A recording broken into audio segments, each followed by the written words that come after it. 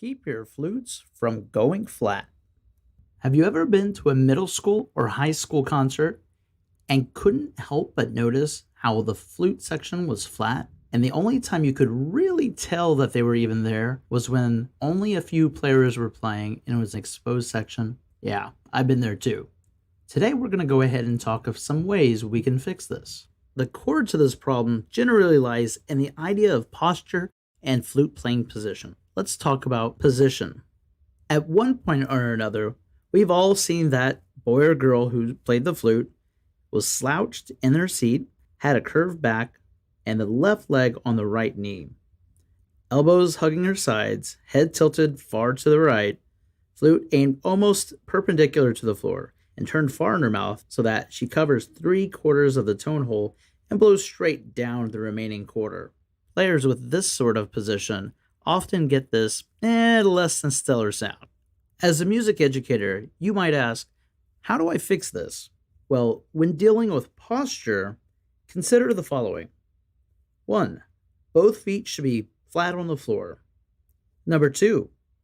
Back should be fairly straight, not leaning back in the chair, and not too tense. 3. Flute should be parallel to the floor.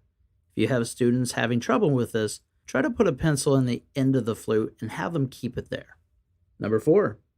Arms should be away from the body. At no point should one part of the body touch another part of the body. Number 5. The head should be up and facing straight. Let's talk about the pitch. Now, as your flute player raises their arm, the flute is turned out. This causes the pitch to rise. As the student raises his or her head, the airstream strikes the outer edge of the tone hole. This makes it much smaller, and as a result, blowing across this hole, the pitch is raised. Now let's talk about flute tone. Now you have the student, he or she is sitting up better, the pitch is raised a little bit. There is still an unsatisfying characteristic to the tone because it's weak and thin. This can be an easy fix. Ultimately, a thin airstream will give you a thin sound. A large airstream will give you a large sound that will project. How do you fix this? Well, first you need to blow with a faster airstream and open up the embouchure. This can be done by practicing putting 2 or 3 of your fingers in between your teeth and memorizing that big open oral cavity feeling. Then increase the airspeed, and this should help fill up the room with a beautiful sound.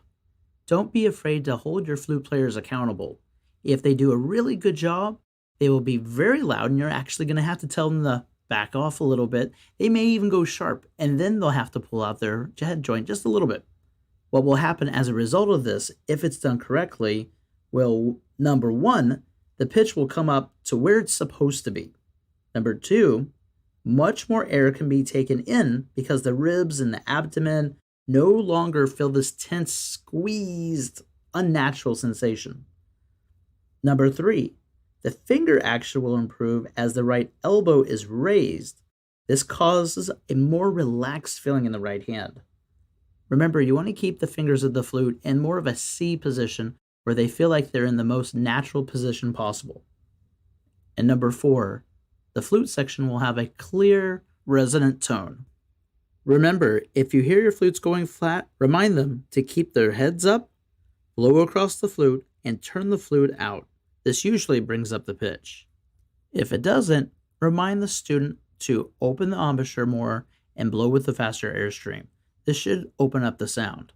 In summary, make sure your flute players have a quality working instrument. Make sure they use a straight back, feet flat on the floor, and arms are away from the body with the head up. Number 3, students need to make sure they blow across the hole, except in the very rare occasions where they play very low notes.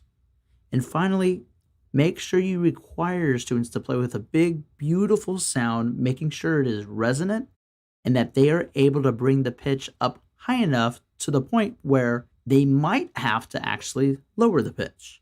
Thanks for joining us. Good luck with your flute players, and have a great day.